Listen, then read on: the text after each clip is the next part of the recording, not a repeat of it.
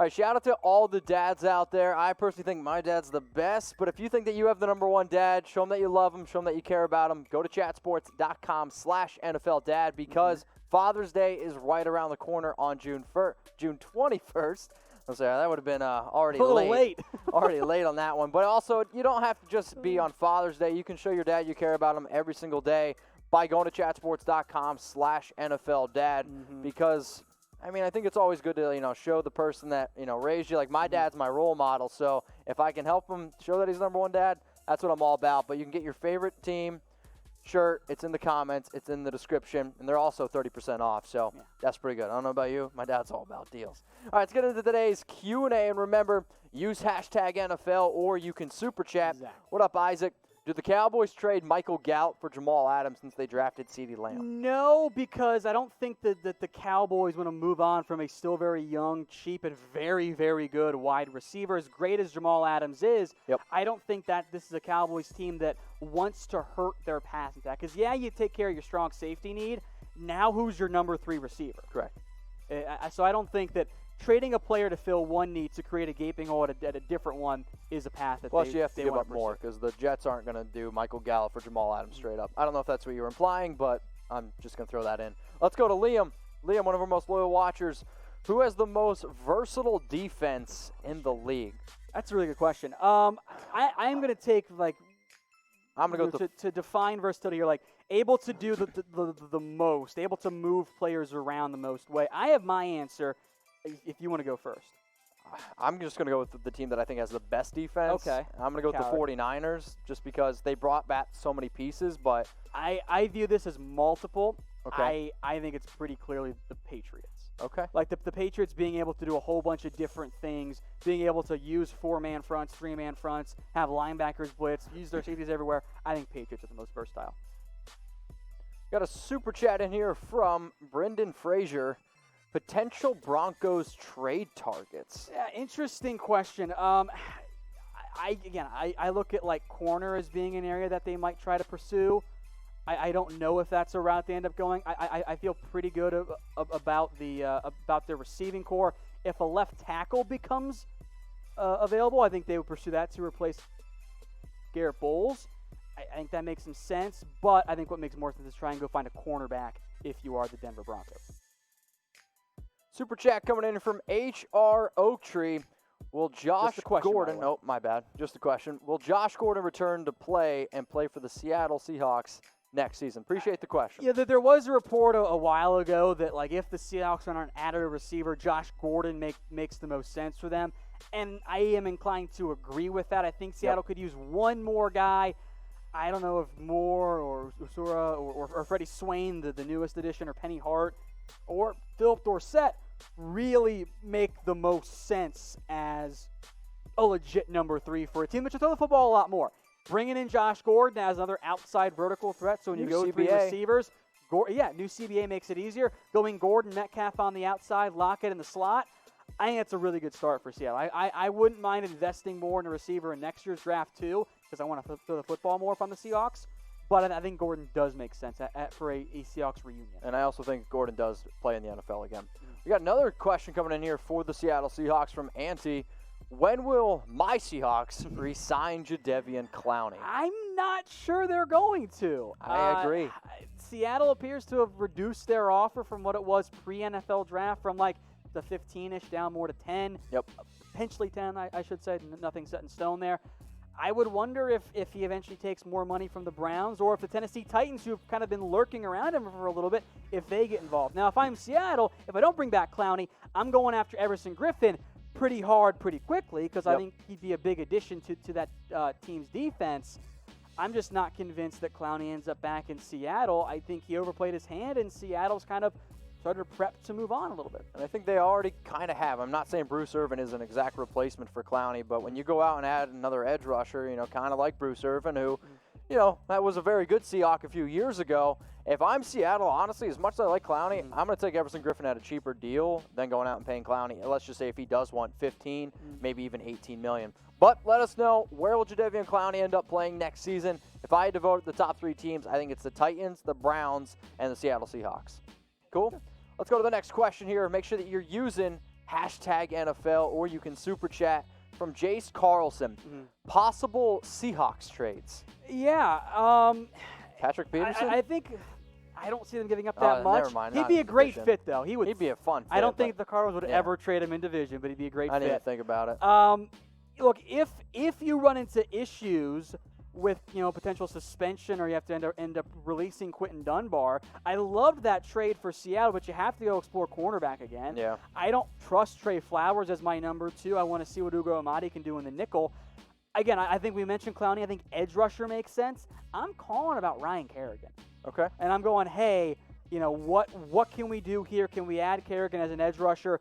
Instantly becomes a potential 10-sack guy for you. Yannick Ngakoue, of course, has been mentioned for Seattle, too. That makes some sense. And I would wonder, if you want to include trade away, with Carlos Hyde in town, with the addition of DJ Dallas after drafting Travis Homer last year, if Rashad Penny gets healthy, could at some point they look to move him either to help free up some spot for Chris Carson or to help get, Hyde and Homer and Dallas more involved. I'm not sure that they will, but I think that's something they might end up considering. So who is your least favorite NFL team? And I love these questions. Now, obviously, we do a lot, who's your favorite team? But no, I want to know who's your least favorite NFL team. Kevin Otto was quick on that one. He said the Pittsburgh Steelers. No way. Eagles got some votes in there. 3 people in a row said the Eagles. The Bills, the Patriots, the Cowboys. I would say Seahawks, Eagles, Cowboys. Somebody just threw in the Packers. Let us know who is your least favorite NFL team. Now, if you're looking for a special deal for your dad, go get your dad something nice. 30% off right now by going to chatsports.com/NFLDad. If you think you got the number 1 dad in the world, show them that you care. But also, you don't have to just do it for Father's Day. Now, it is right around the corner, and it snuck up on me a little bit. June 21st.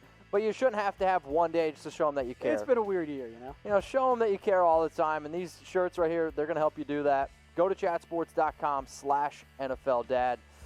As much as I love my dad, I don't know if I can get him. He's a Jets fan. I don't know. They got Jets ones in there. Maybe I'll get him a Raiders one. We'll see. Chatsports.com/NFLDad. Let's go to King J. Appreciate the super chat. Odds Tom Brady crushes it in Tampa Bay and wins it all again.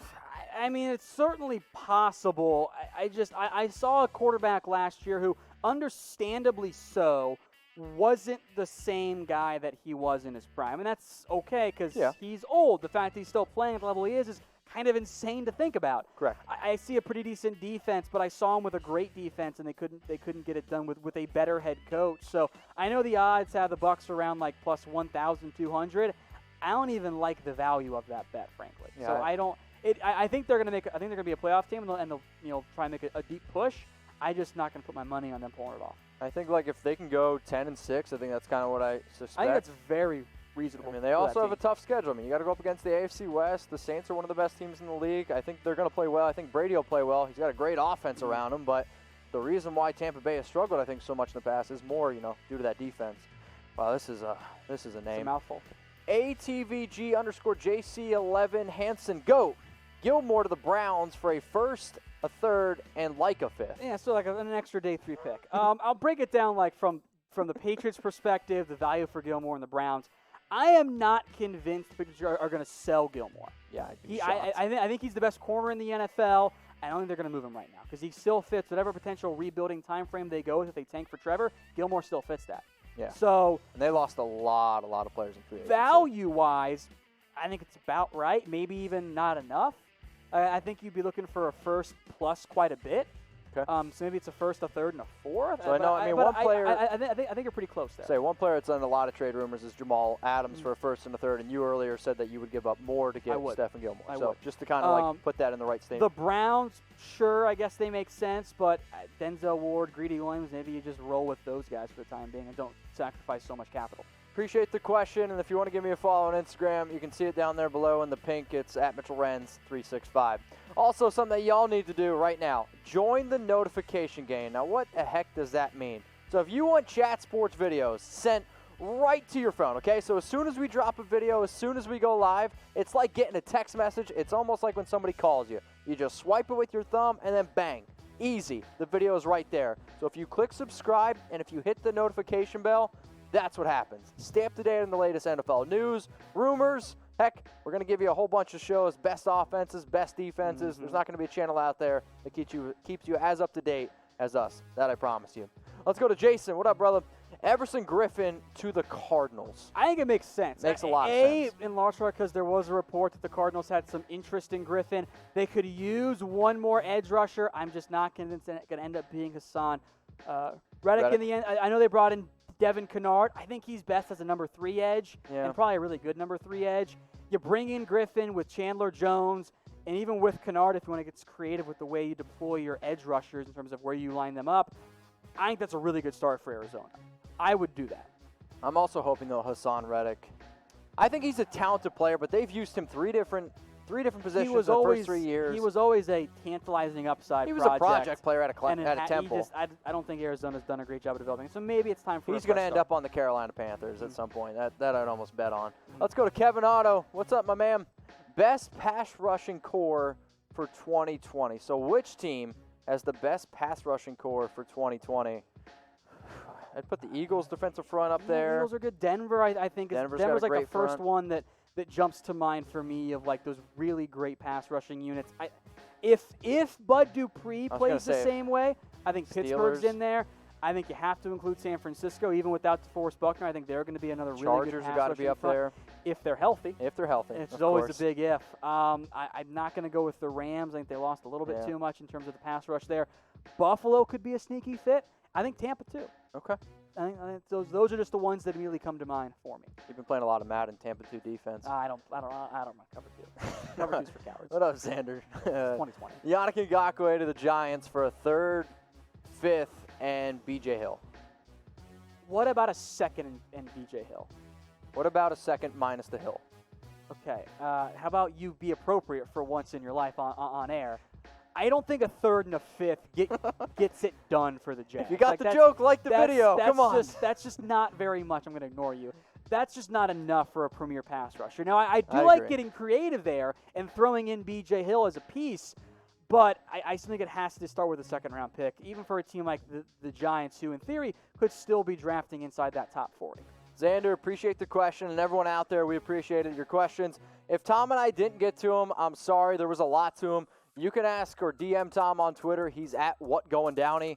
I'm on Instagram at Mitchell Renz 365. So if you want to get that last second question, super chat right now, or you can hit us up on Instagram or on Twitter at WhatGoingDowney. I'm at Mitchell Renz 365.